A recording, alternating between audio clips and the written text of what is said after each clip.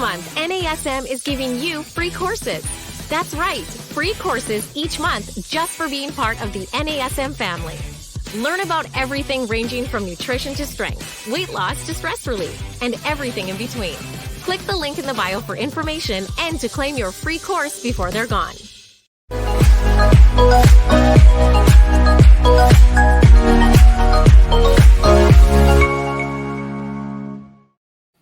Hello, everybody. Welcome to another episode of Random Fit. I am Wendy Batts, and I am here with my friend, colleague, and regional master instructor, Mr. Ken Miller. How are you today? I'm good, and in that order, right?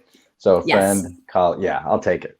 Good. How are you doing, Wendy? I am living a dream. So all is well, and super excited about our topic as always. But today we are going to talk about getting more from your core. So, you know, I know personally in the gym, I get asked a lot about, you know, how do I train my core? Or I hear, oh, I did, you know, the Britney Spears workout of 500 crunches every single day and my low back hurts. So can you kind of talk me through why that would happen when your core is supposed to be super strong and prevent that? And so I think today we can probably go through some hopefully helpful tips and things to consider when you're in the gym doing your own workouts. So therefore you can actually get more from your core. Exactly. And I think it was a workshop that I was teaching with Tony Ambler Wright.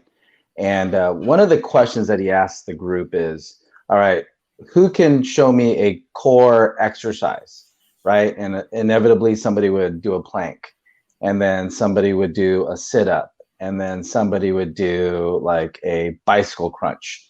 And then he would, and I think it was Tony, but he would have them kind of lay out on the ground. All right, show me, you know, everybody show me what you just mentioned. And it's funny because everybody's doing core, but everybody has a different interpretation of what core is or how it should be executed. I mean, and here's the thing, everybody was right? So if you're doing a plank, if you're doing, you know, crunches, sit-ups, extensions, things like that, you are right. You are activating those spinal muscles. It's just, you're doing it in a different way. And as I talk to more athletes over time, or people over time who want to get in shape, or like what you mentioned, Wendy, they have some kind of low back issue or some kind of issue with their spine. Well, here's the thing, what you're doing at some level in some scenario is a great exercise, right? For the most part, if they're executing it properly. But, you know, you can't do the same thing over and over and over again. Then, you know, you start to do the, you know, overuse injuries start to happen. So that's what I'm really excited about when we talk about getting more for your core. And I think it's important to really think about and actually discuss what the core is, because we automatically assume that the core is just your abs. And we hear that. And I ask my clients, I want to work my core. I'm like, fantastic. What is your core? And the look on their faces is kind of like, hello, my abs.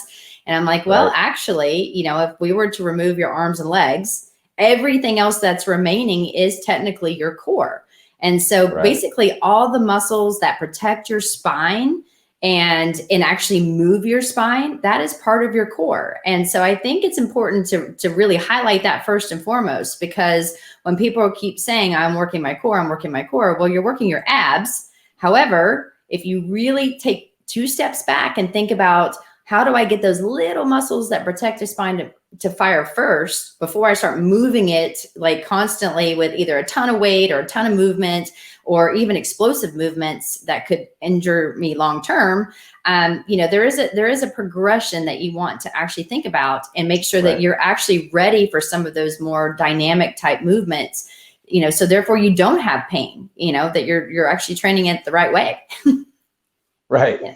Right. And one of the things that you and I talk about to our clients, I'm sure, especially our higher level functioning clients, is that a lot of times they've been exposed to the as you mentioned, the dynamic exercise, something where they're throwing a med ball or they're doing a hip twist, right? You know, when they touch the med ball, they're holding it and they sit and turn and touch the ball to the floor, and they do the same thing on the other side.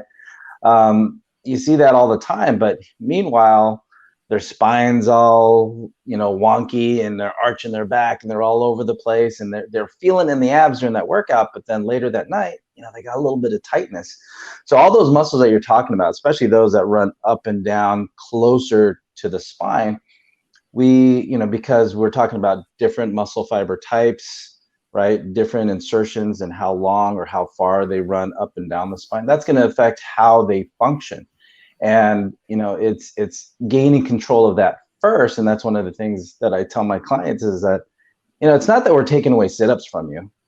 It's just we need to put it at bay for now. Let's kind of set it aside for now. Let's get these other things firing first so that when we do our sit-up, whether it's a crunch or a sit-up, you're doing it with the most efficiency possible, or I'll just say it like this, with the least amount of stress on the joints as possible once we get this other stuff cleared up.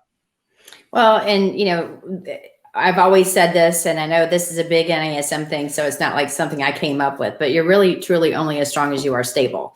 And so those little muscles that protect the spine, there's approximately 29 muscles that make up the core. And, and so if you think about it that way, if you can get all of those 29 muscles to fire optimally and all at the same time, and then start adding other bigger muscle groups to that, you're going to actually be able to lift more, you're going to move more, and you're going to get more out of your workout. And so one of the questions I always get was, why are you always having me do bridges or planks or side planks or, right. A cobra on the floor? Like, why do you have me do this? And it's mainly because I'm trying to correct muscle imbalances, but I am trying to get those little muscles to fire by drawing in or bracing, squeezing the glutes, keeping my hips neutral. Because again, if you get those little muscles to fire, I just said how much more beneficial it's going to be long-term, but nobody really likes to do it because you can't see it. They want to go into the crunches. They want to go into the back extensions and rotations because it's training the sexy muscles that you need when you're in a bathing suit or you're going to the beach and all this stuff. And it's like, well, why would I train the little muscles when you can only see the big ones? When in all reality, you need to kind of reverse that mindset of thinking if you get the little ones to fire, when you do try to train the big muscles that you can see, you're going to actually have better results. Right. And what I liked about what you just said there, Wendy, well, and as far as the exercises that you listed off, you listed off planks, bridges, side planks. And the thing about that selection of exercises is that you're challenging the trunk both from the back. So if you're supine, so we're challenging from front to back if I'm on my back. And then when you're face down or prone, you're encountering resistance from the front, right? So gravity is trying to suck you down to the floor, right? And so you're trying to keep the spine stable against this force that's pulling you forward. And then from the side, of course, now we're working on stability with force coming from the right side and the left side. So I like that battery of exercise that you list, because it also shows that we need to encounter or be able to resist movement or produce movement as well eventually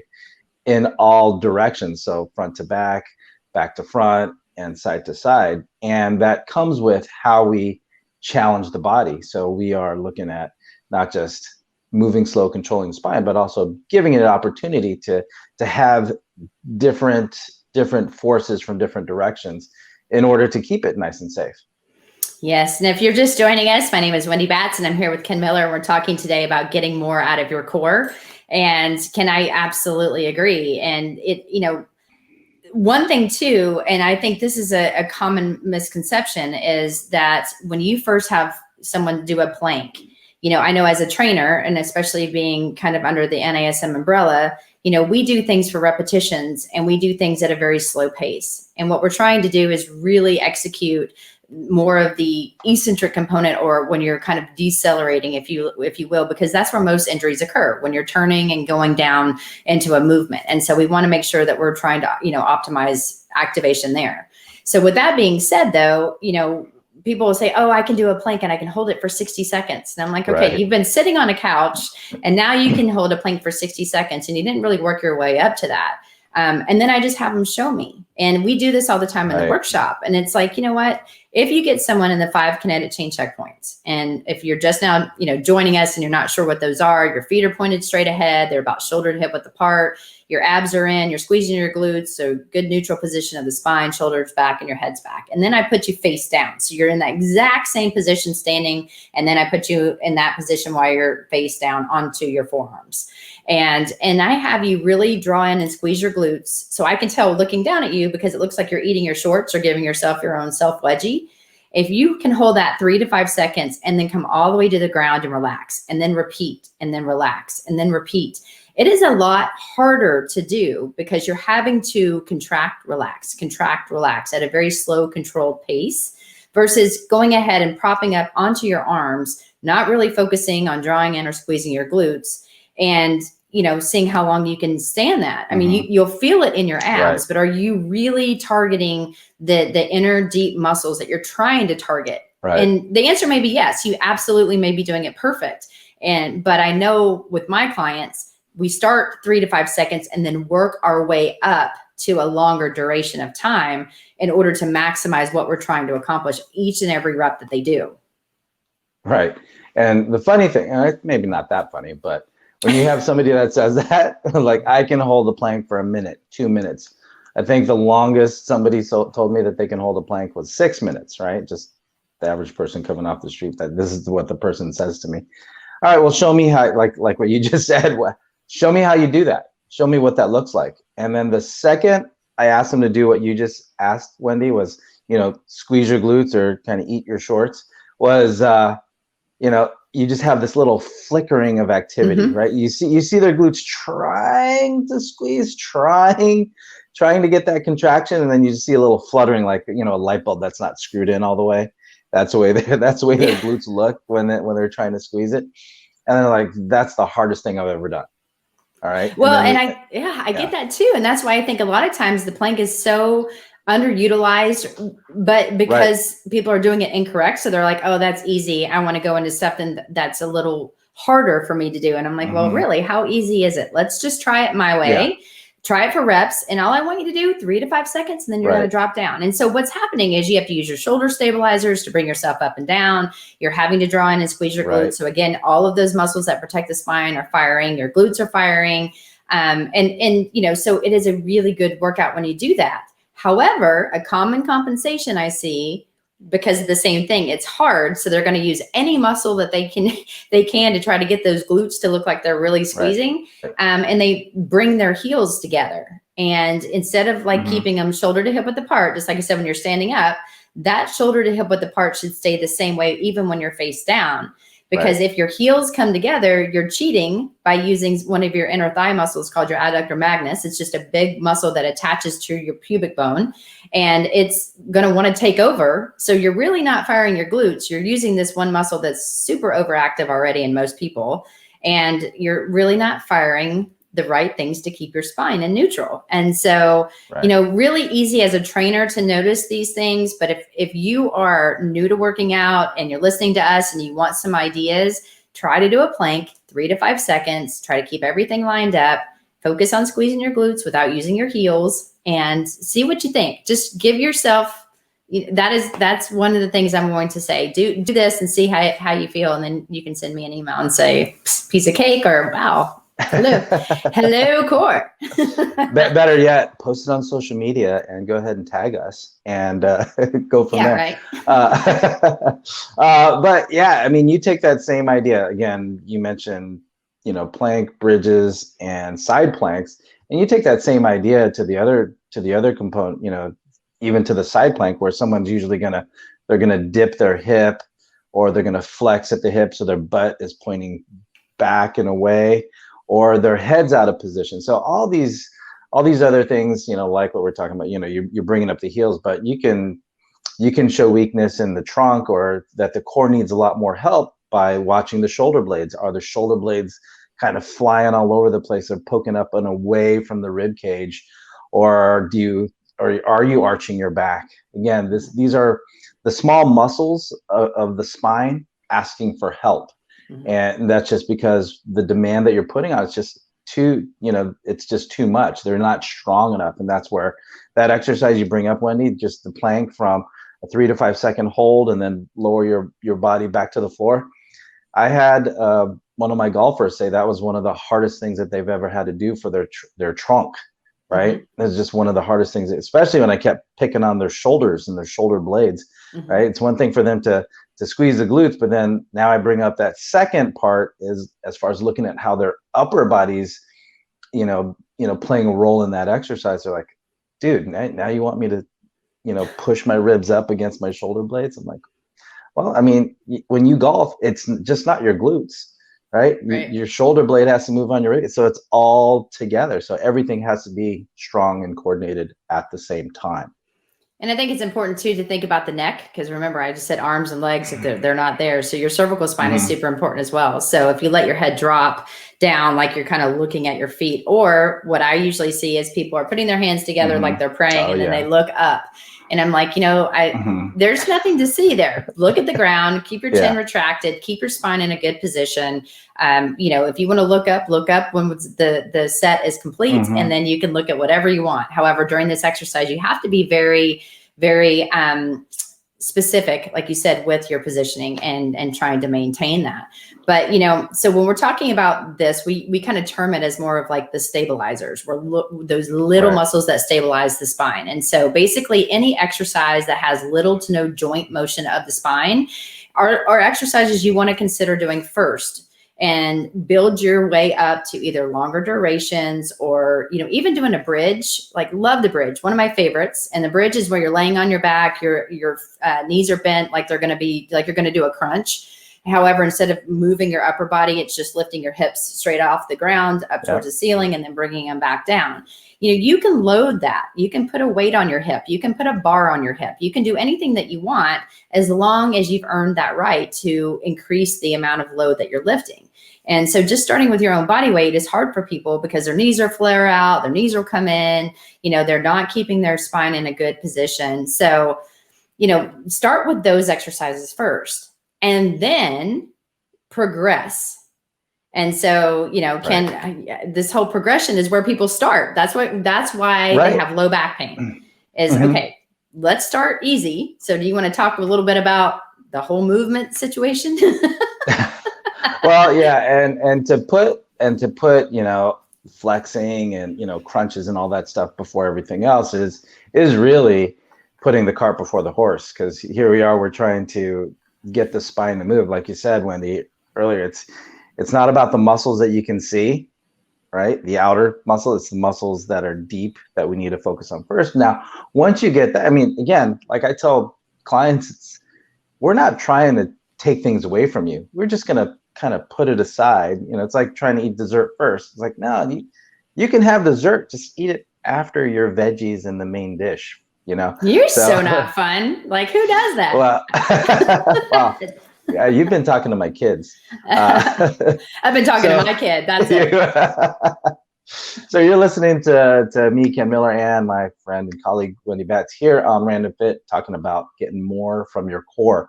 And in this progression here, once again, you can control the spine, hold it nice, still and steady, and have full control of it, and watch out for, arching and all these other compensations that we may have mentioned before. But now we're talking about strengthening up. Now we can flex. Now we can go ahead and do the sit-ups. Now we can do the crunches, and now we can get flexing, and now we can do exercise like extend. So if we flex, we must extend. And one of the things I do want to touch on is the fact that a lot of people flex, right? But not a whole lot of people extend. So if you're going to move the spine, now if we're going to go side to side, we're going to rotate, we're going to flex, we are going to extend. There is a bias with a lot of us, even myself, to go into flexion. So what I mean by that is we're bringing our ribs down towards our hips, or even our hips towards our ribs. But a lot of times we are shortening the front side of the abdominal complex. So if you're going to go one way, go the other way just as much. But now that we're talking about strength, now we can move as long as we can control the trunk, we can control the hip complex. But now the relationship of the vertebrae, one relative to the other, Now that we know that the vertebrae have a better relationship, they are stronger, they are more stable. Now we have a lot more liberty as far as moving forward, backward, flexing, extending, and rotating, and all the things that come along with what the spine art is supposed to do. Right. And I think that is, to me, one of the most important things to highlight, because if you start doing the flexion and extension and the rotation, and you really haven't trained those small muscles that protect the spine, guys, think of a donut. And if I were to, if you think about your vertebrae and you've got a jelly donut in the middle, just like your discs, right? And you don't have those muscles that keep the spine in total alignment, then just like if I had the jelly donut here and one side started to get really tight and overactive, it's going to start to shorten those vertebrae, meaning bring them together. And then think about pushing on a jelly donut. If you do on one side, what eventually happens is that jelly will start shooting out the back end. Well, that's the same thing when you're thinking about the discs of your back. If you don't maintain proper alignment and get good positioning of those muscles to keep the vertebrae where they're supposed to be, then there causes some compression on that discs that leads to pain, irritation, bulging discs, ruptured discs. And we're hearing, unfortunately, more and more of that. And so if you think, if you notice that somebody has a bulging disc, then they're probably really weak in their core. And so you want to be able to loosen up that muscle to lay off of that jelly donut, to get it back, just kind of sitting, right? Kind of like the sandwich. You got the vertebrae, jelly donut vertebrae. You want to keep it just like that, because as soon as one of them compresses, there's going to be an issue. And so I think if you know that that is dialed, and then now you start doing your crunches and you don't do them to where it's so repetitive, like 500 crunches, there's no need for that. There really isn't a need for that. And when people are complaining, I do 500 crunches a day, like you said, they're already usually in a flex position. Now you're going into like repetitive flexion, flexion, flexion, flexion. Yep. There's something called your psoas. Your psoas is a hip flexor, but it attaches to every one of your lumbar spine. And so it's going to keep pulling your spine inward to give you a bigger arch. But then you're also constantly shortening a muscle that's already overactive and irritated. And that's what ends up leading people long-term to pain, is their hips are super tight, their glutes are super weak, and now their lower back has an increased arch. That's not comfortable for anyone. And if you don't believe me, stand up, make you a huge arch in your back, don't contract your glutes, and then just try to walk around like that. And you tell me how that feels, because that is a no-go for me. Does not feel good. I'm trying to do it sitting here like that, but yeah, it does not feel good. But I think one of the things that we need to do is kind of step back a little bit and look beyond just the core as just a section of the body, and look at and kind of put some context to it. Because if we look at what the core actually does, right, or one of the things that it's responsible for, you think about the core being center. I mean, it is literally the center of the body. So when you walk, when you throw, when you're pressing anything overhead, all this force has to go through the center of the body, right? So when you jump and you land, all that force from the landing actually transfers up through the lower extremity, through the trunk, through the midsection, and up to the lower body. So it is a area of the body where a lot of force is coming from top to bottom and bottom to up. So we've got to be able to control that spine. So you talking about what's happening at the vertebrae, to put it in context, we're not just incurring that stress when we sit down too much or when we do too many sit-ups or crunches.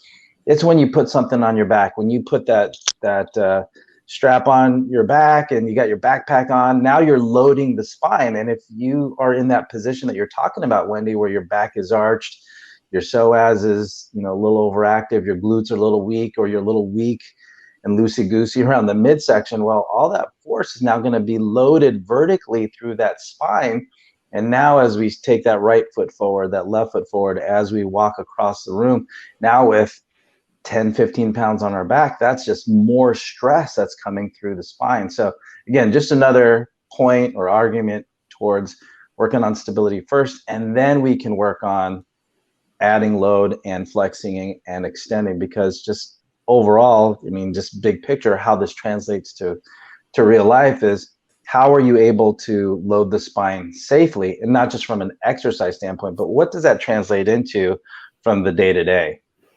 Yes. And if you guys are just tuning in, I'm Wendy Batts here with Ken Miller. We're talking about getting more from your core.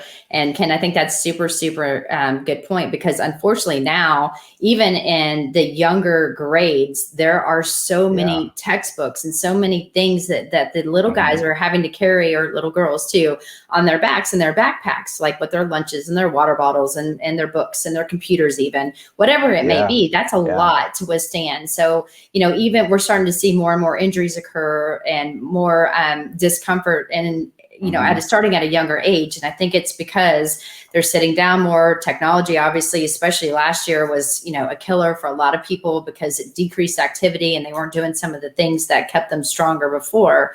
So it's also, as a parent, as a trainer, and then just as just in general, I think it's important that no matter what age your kids are, or whatever age you are, it's important, because you don't need equipment for any of this stuff. This is all stuff that you can do at home. It's all stuff that's going to help you long term. And so, just to highlight that, train your core as much as you can, but just be really smart about it and slow things down, activate things. Yeah. I don't know. Yeah. Vary it up. And that's one of my mottos, is like, do a lot of things, just do a lot of different things. Because if you keep doing the same thing over and over and over again, those overuse patterns, it's kind of like, the wear pattern of your tires, right? You keep making right turns, right? You're going to wear out that tire unevenly. And the same thing, if you keep doing a bunch of sit-ups, you're going to wear out that trunk or the spine, or even overuse those muscles, biased towards one way or direction. So again, do all the things, do PNF patterns, chops, cable chops. But if I'm going to do a chop, I'm going to do a lift, right? So if I'm going to go down in diagonal, I want to go up in diagonal. If I'm going to flex, I want to extend. So move a lot, right? Move plenty through, especially through the trunk. I mean, Wendy, that a lot of people are walking around, they don't have good trunk strength. And even before that, they don't have good trunk stability. But then now, as we can do that, now we have earned the right, as you said earlier, you earn the right to now throw things, and now to use implements and external load and throwing med balls and things like that. All the cool stuff that you see on social media, right? That people are all sweaty and they're having a lot of fun, and now they're throwing these 10-pound med balls, on the beach, wherever they are, right? So that last part, a lot of times, is the sexy exercise a lot of people want to get to or like to do. But you have two things that have to precede that first, right? Strength before stability, right? No, sorry, stability before strength. I was like, really? Okay. Yeah. Just erase the last 20 minutes, right? So we want stability before strength, but we need strength before power. Yes. And I think one other important point I'd like to highlight before, because I know I could talk core all day and I don't want to run out of time, but if you've got, a belly, and your belly is hanging over your pants and you're really unhappy about it, doing all of these crunches is not going to make that go away. Right. Unfortunately, you can't spot reduce. Unfortunately, you cannot make, no matter how many exercises you do for that particular area that you think, if I do this, it's going to make it disappear. That is not going to happen. If so, we could spot reduce and everyone would have the body that they've always wanted, because they're working on areas that they don't like. And unfortunately, your body is going to start to, lose body fat and start to become leaner as an entire unit. And some people's genetics will kind of dictate what ends up becoming leaner sooner than others. Right. And so, if you have like this unwanted fat, and I hate to say that, but that's what it is, around your midsection, then really look at your diet. Look at your calorie intake. Look at how much how many calories you're burning throughout the day. See if there's a deficit. If there's not, maybe consider, kind of working with a registered dietitian or, a certified nutrition coach, somebody that you can discuss nutrition with, because nutrition really does play a role in how lean you are. Working on specific areas are going to make you stronger and more powerful. However, just be very smart and think that it is really all inclusive. You can't have one without the other. So you want to look at your program as one complete thing and then work on it individually as you go. Yep. And as it is with food intake and nutrition, it takes time. You're not gonna, cut this and this and this out and expect to have good results or visible results within the first couple of weeks, right? And the same thing goes for, getting that core strength. One of the things that I know you and I teach, 4 to 6 weeks on stability, 4 to 6 weeks with strength, and then we can get into power after that. So just by progressions alone, according to what research supports, as far as getting the adaptation, getting stability, right, getting strength, it takes time. And nutrition is the same thing. I mean, you're going to, first of all, have to figure out what you're going to eat, what not to eat, how to eat it, right?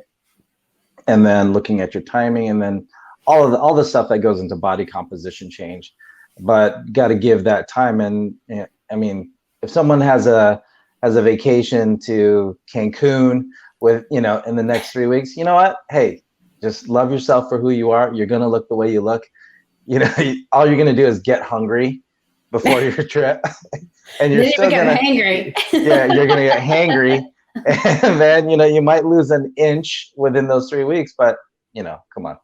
Your trip to Cancun should have been planned out, exercise and nutrition wise back in December or January, right? Yes. Right after, just along with everybody else. So I always say you might have a 6-pack underneath it. However, in order to see it, you got to shed it. So, right. But that's my parting words is, think of an all-inclusive, program for yourself when you're working the core. Really think about working the inside out, and it's more than what the muscles look like. It should be how everything is functioning together as a unit. Protect, be good to your body, because you're going to feel better, and then you're going to look better. You're going to move better, perform better. And if you've got pain and discomfort, it's not fun. And then you're, maybe going to have to take some kind of anti-inflammatory from a doctor or a shot or something that could have been completely avoided if you had just taken time to make the right progressions in your exercise selection, especially when you're trying to focus on the core.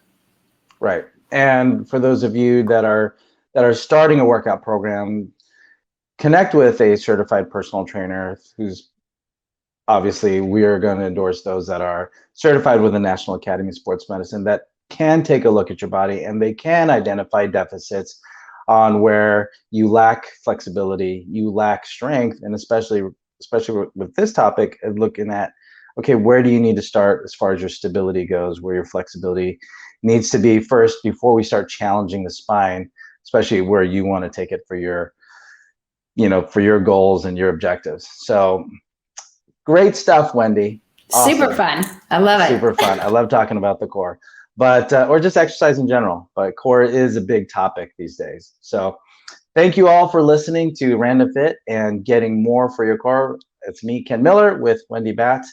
We so very much appreciate you listening to us. And if you like what you listened to today and want to listen to more from us in the future, like, follow, comment, and subscribe. And until next time, take care and be well.